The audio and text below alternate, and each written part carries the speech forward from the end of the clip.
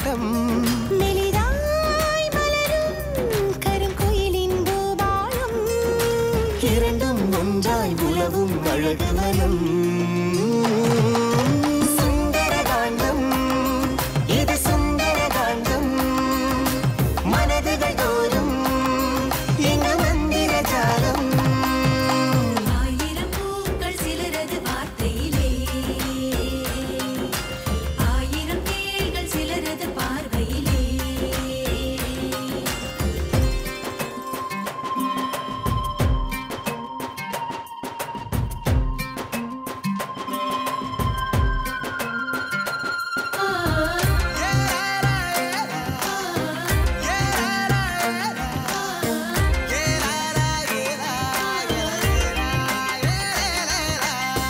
தூளியாடும் நாள் தொடங்கி தாலி சேரும் நாள் வரைக்கும் அன்பு தேடி போகிறோம் சிலராலே கண் எறிந்த காதலாலே கல் விழுந்த ஏரி போலே ஆன நெஞ்சம் மாறுமோ சில நாளே முகமெல்லாம் குறுநகை அகமெல்லாம் பெரும் பகை காய்களை நகர்த்தினால் சரியுமோ பெரும் படை இசையோ கொஞ்சம் அசையோ கொஞ்சம் இணைந்தே தோன்றும் அழகிய நந்தவனம் சுந்தரகாண்டம் இது சுந்தரகாண்டம் மனதுகள் தோறும் எங்க மந்திர ஜாலம் ஆயிரம் பூக்கள் சிலரது வார்த்தையிலே ஆயிரம் தேள்கள் சிலரது பார்வையிலே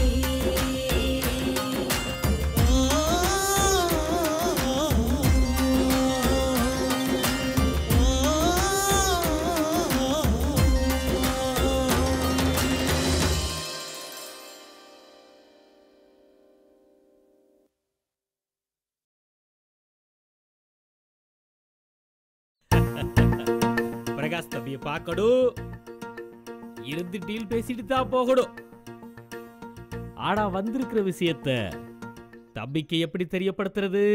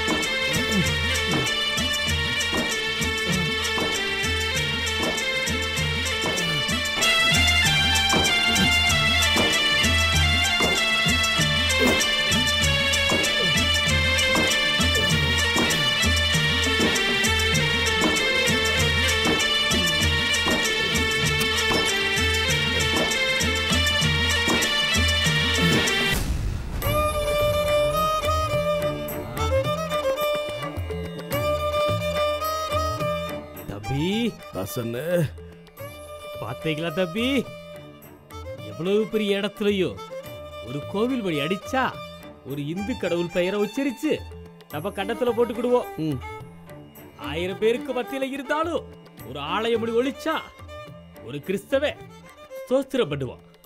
ஒரு தொழுகை நேரம் வந்து ஓதுற சத்தம் கேட்டா எவ்வளவு பெரிய கூட்டத்திலையும் அந்த இஸ்லாமியனுக்கு அந்த சத்தம் தனியா கேட்கும்.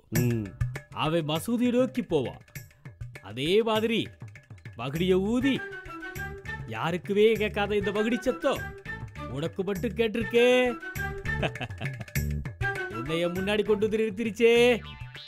இதெல்லாம் இறைவனோட பக்தி தம்பி, இறைவனோட பக்தி. இதத்தான் தொழில் பக்தின்னு சொல்றது.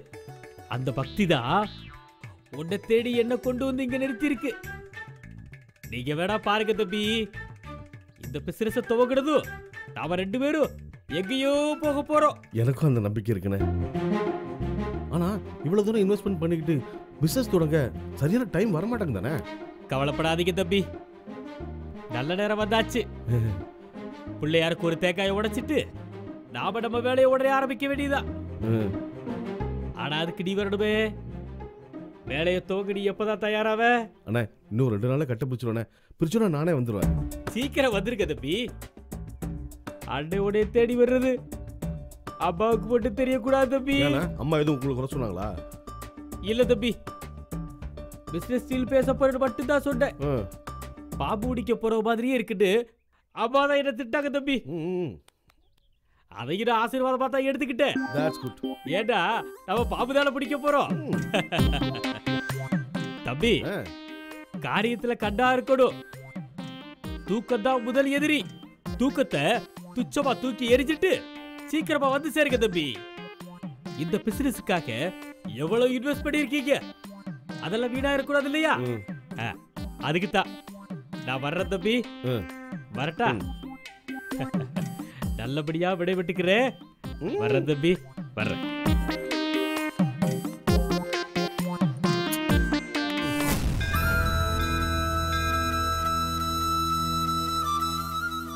கடவுளே, இன்னைக்கு நான் யாருங்கிற உண்மைய கதிர்கிட்ட சொல்லிடலான்னு முடிவு பண்ணிட்டேன்.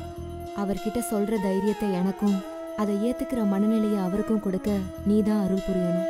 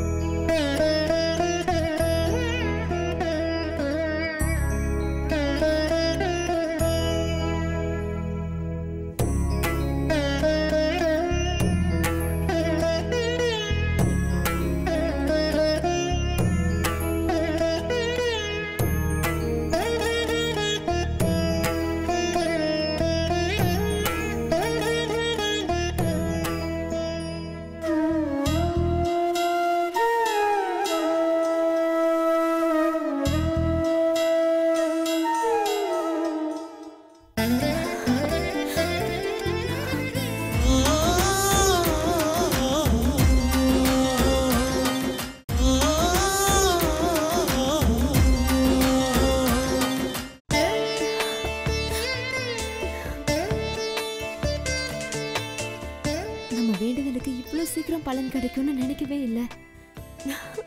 கதிர் இங்கேயே இருக்காரு. அப்ப இந்த விஷயத்தை கோயில்ல வச்சே சொல்லிடலாம். கதிர், அருணா, வாட் a surprise. நான் உங்களை இங்க எதிர்பார்க்கவே இல்லை. நான் மட்டும் எதிர்பார்த்தேனா என்ன?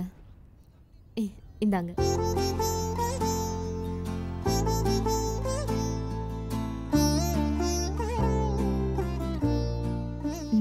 என்ன டியூட்டி டைம்ல கோயிலுக்கு வந்திருக்கீங்க? எப்பவும் உங்களுக்கு வேலை முடிய 7-8 மணி ஆகும்ல? ஆமா, பட் இன்னைக்கு. சொல்லுங்க கதிர், என்னாச்சு? என்கிட்ட சொல்ல உங்களுக்கு சங்கடமா இருந்தா சொல்ல வேண்டாம். சாச்சா, உங்ககிட்ட சொல்றதுல எனக்கு என்ன சங்கடம்? You are my best friend. நான் வேலையை ரிசைன் பண்ணிட்டேன். ஏ? எம்டி என்ன இன்சல்ட் பண்ற மாதிரி நடந்துக்கிட்டாரு. எதனால? அவருக்கு என்ன பிரச்சனையோ? தனக்கு வர்ற டென்ஷனை முதலாளிங்க வேலை பார்க்குறவங்க கிட்ட காட்ட தான் செய்வாங்க. ஆனால் அதுக்காக நான் அவர்கிட்ட சைன் வாங்க கொடுத்த ஃபைலை என் முகத்திலே விட்டுருந்தா? என்ன சொல்றீங்க கதிர்? எடுத்துட்டு போயா.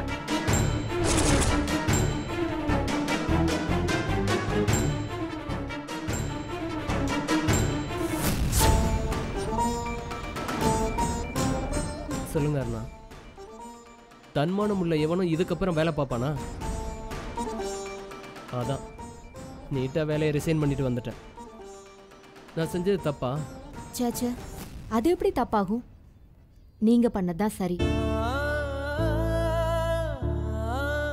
இந்த விஷயத்தை எப்படி வீட்டில் சொல்ல போறேன்னு தான் தெரியல.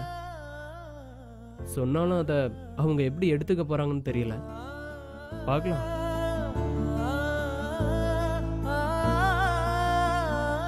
அடுத்து என்ன பண்ண போறீங்க? நமக்கு என்ன, திறமசாலிக்கு எங்கேயும் வேலை கிடைக்கும். வேற எங்கேயாவது ட்ரை பண்ணி இம்மிடியேட்டாக ஜாயின் பண்ண வேண்டியதான்.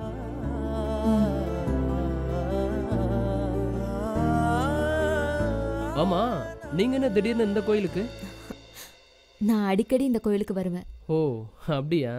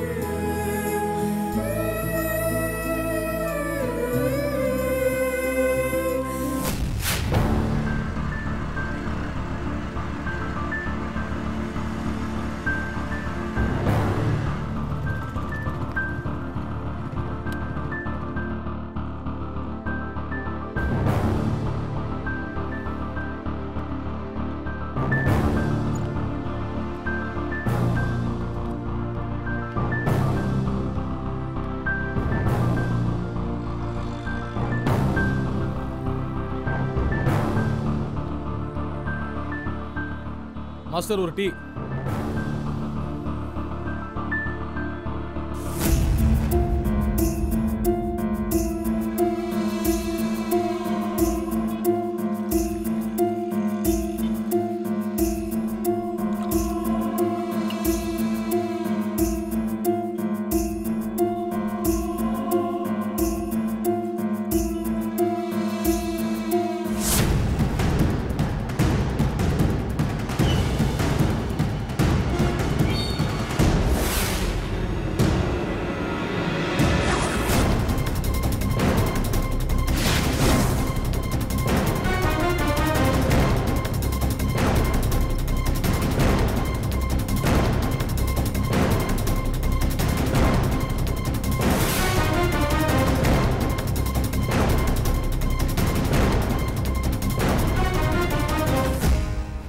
அண்ணனும் சேர்ந்து எனக்கு புதையல கிடைக்காம பண்ணிட்டீங்கல்ல.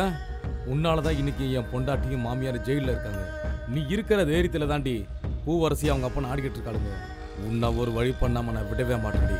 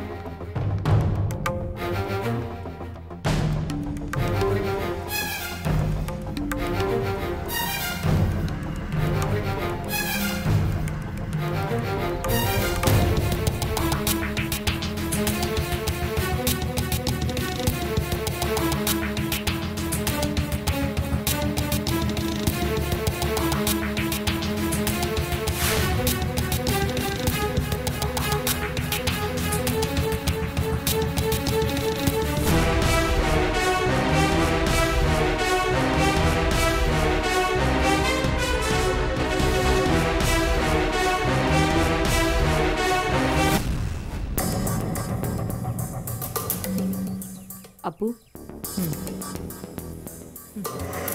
நீயும் கதிரவனும் மாசம் மாசம் பணத்தை மட்டும் வந்து வாங்கிக்கிறீங்க. ஆனா அந்த கல்பிரிட்ட பிடிச்ச பாட்டை காணோம். உங்க சார் என்னன்னா அவனை பிடிக்க முடியாம ஒவ்வொரு தடவையும் ஒவ்வொரு கதையா சொல்றீங்கன்னு என்ன பிடிச்சி திட்டுறாரு. ஏன் அப்பு, பேசாம உன்னை வேலையை விட்டு தூக்கிட்டு வேற யாராவது சேர்க்கட்டுமா? ஐயோ மேடம், அப்படிலாம் எதுவும் பண்ணிடாதீங்க. இத்தனை வருஷமா உங்க கூட இருந்திருக்கேன். இனிமேல் நான் எங்கே போக முடியும் மேடம்? இவன் தான் அவன். இவன் இங்கே தான் இருக்கான்னு சொல்லுங்க. அவனை அடிச்சு பிடிச்சி தூக்கி உங்க முன்னாடி போடுறேன். பார்க்கலாம்.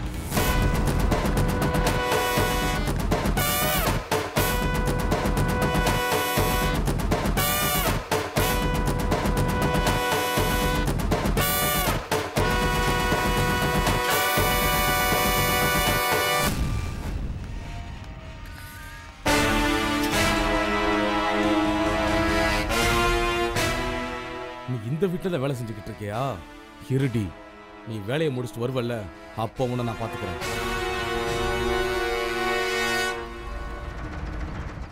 டேங்க அப்பா, எவ்வளவு பெரிய பங்களா! நமக்கு புதையல் கிடைச்சிருந்தா நாமளும் இதே மாதிரி ஒரு வீட்டை விலைக்கு வாங்கியிருக்கலாம். எல்லாம் அந்த சனியை முடிச்சவனால போச்சு.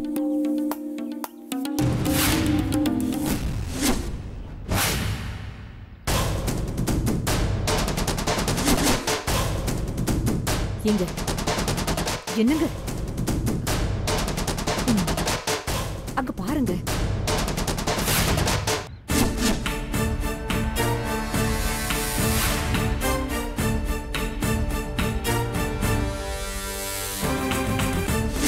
அப்போ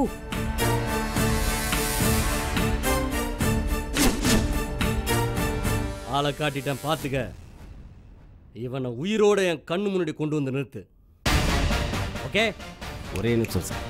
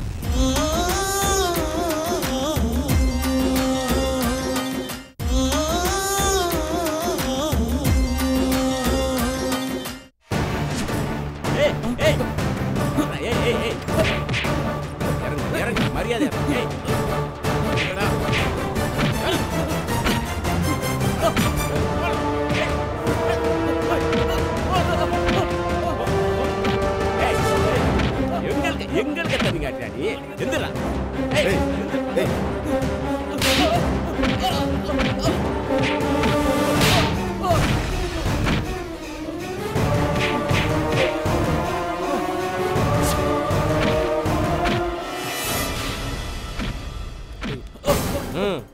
அப்போ சார் நம்ம இடத்துக்கு இவனை தூக்கிட்டு வா. சரிங்க சார். வாடா.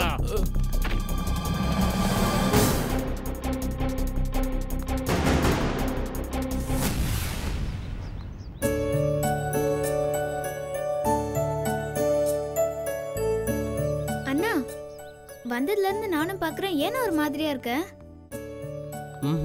அதெல்லாம் ஒண்ணும் இல்ல. நீ என்னவோ போலதான் இருக்க. ஆமா உன் கார் எங்க? அது சர்வீஸுக்கு கொடுத்துருக்கேன். 2 நாள்ல வந்துடும். ஆமா நீ கூட தான் சோகமா இருக்க. என்ன விஷயம்? வேற என்ன, இப்ப என் கல்யாணத்துக்கு என்னென்ன அவசரம்? அத்தை பையன் ஒருத்தர் யூஎஸ்ல இருந்து வரான்னா அவங்க பையனுக்கு கல்யாணத்தை முடிக்கணும்னா அதுக்கு நான் தான் கிடைச்சனா? அவனுக்கு இப்பவே கல்யாணம் பண்ணணும்னா எவ்வளவு புடிச்சு கட்டி வைக்கட்டும், அமெரிக்காவுக்கு அனுப்பி வைக்கட்டும். எனக்கு என்னென்ன? இங்க பாருண்ண, யார் என்ன சொன்னாலும் சரி, நான் கல்யாணத்துக்கு இப்ப சம்மதிக்கவே மாட்டேன். நான் படிக்கணும் படிக்கணும், ஹையர் ஸ்டடீஸ் படிக்கணும். சரி சரி, இப்போ என்ன நடந்துச்சுன்னு இவ்வளோ டென்ஷன் ஆகுற? இதை பாரு, நீ பிறந்த உடனேயே தான் பையனுக்கு தான் கட்டி வைப்பேன்னு உன்னை சொன்னாங்களாம். ஏதோ அந்த வார்த்தையை காப்பாற்றணும்னு வந்து கேட்குறாங்க. இதில் ஒன்றும் தப்பு இல்லையே. நீ வேற என்ன, இப்ப எனக்கு கல்யாணமே வேணான்னு சொல்லிட்டு இருக்க? கல்யாணத்துக்கு அப்புறம் கூட படிக்கலாமே கவிதா. நல்லா படிக்க விட்டுருவாங்க. இங்க பாருண்ண, அத்தை அவங்க பையனுக்கு கல்யாணம் பண்ணணும்னு உடனே முடிவு பண்ணலாம். ஆனா எனக்கு எப்போ கல்யாணம் பண்ணணும்ங்கறத நாம தான் முடிவு பண்ணணும். அதையும் நிச்சயமா நான் தான் முடிவு பண்ணுவேன். சரிங்க பெரிய மனுஷி, இந்த நேரம் பார்த்தா அப்பா வேற வீட்ல இல்ல.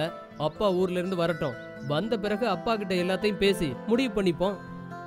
அத்தை பேச்சு கேட்டு அப்பா சரின்னு சொல்லிட்டா? அவர் அப்படி சொன்னாலும் நான் கேட்க போறது இல்ல.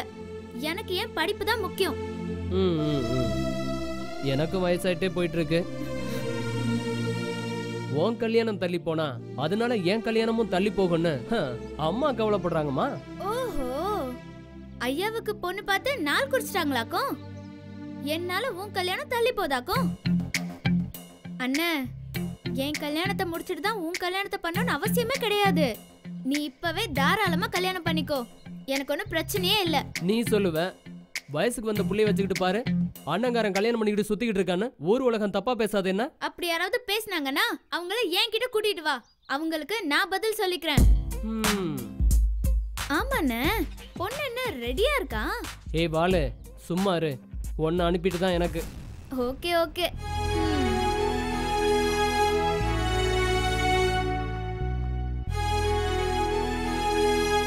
திடீர்னு இவ கல்யாண பேச்சை வேற எடுத்துட்டாங்க.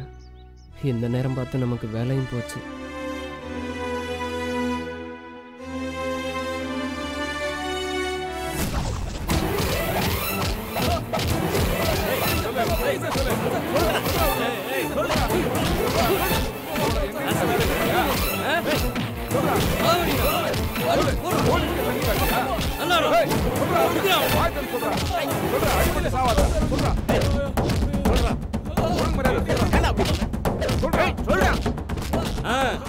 அப்போ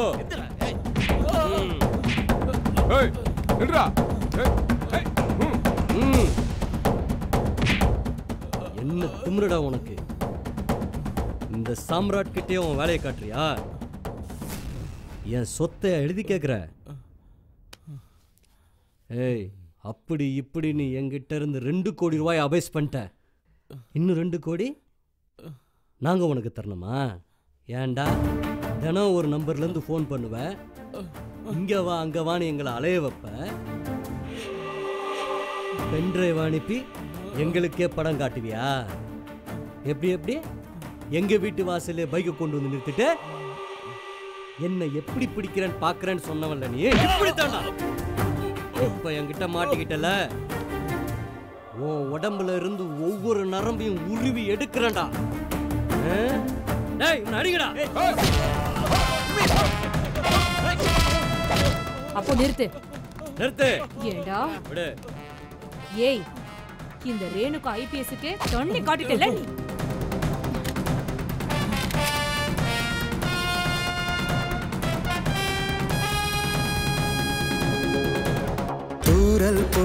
தூரல் போடும் வானம் போல வாழ்வின் நிகழ்வுகளே,